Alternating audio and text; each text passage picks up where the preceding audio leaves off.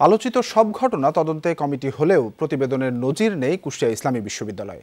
জানা যাচ্ছে না এসব ঘটনার নেপথ্যে কে বা কারা।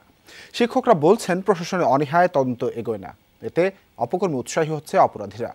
মওদুদ রানার পাঠানো প্রতিবেদন। ছাত্র রাজনীতি, টেন্ডারবাজি সহ নানা কারণে বিভিন্ন সময় অস্থিরতা দেখা গেছে কুষ্টিয়ার ইসলামী বিশ্ববিদ্যালয়ে।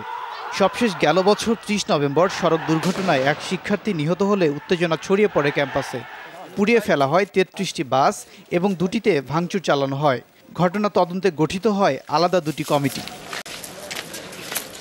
একটি কমিটির দায়িত্ব ছিল ভাঙচুর ও অগ্নিসংযোগের সঙ্গে জড়িতদের চিহ্নিত করে শাস্তি দেয়া।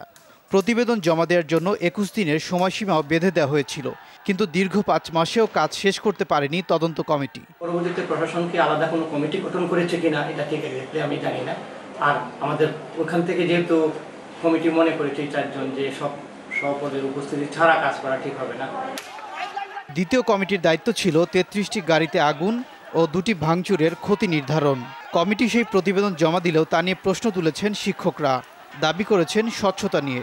তাদেরকে ক্ষতিপূরণ দেওয়া হয়েছে, কিন্তু আমাদের এই ছাত্রের জন্য কি ক্ষতিপূরণ নেওয়া হয়েছে তাদের কাছ থেকে আমরা বারবার দাবি জানিয়েছি প্রশাসনকে।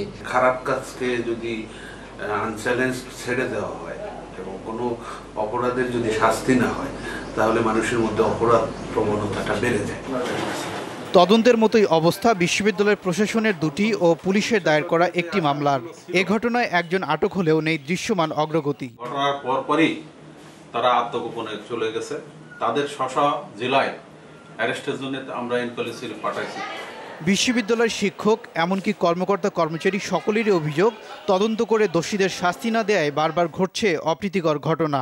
12,000 ছাত্রছাত্রী, তাদের স্বার্থের দিকটাই আমি বড় করে আমি দেখি।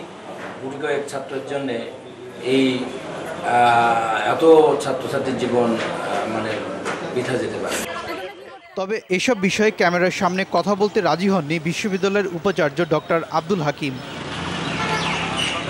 ওবায়দুর রহমান, যমুনা নিউজ।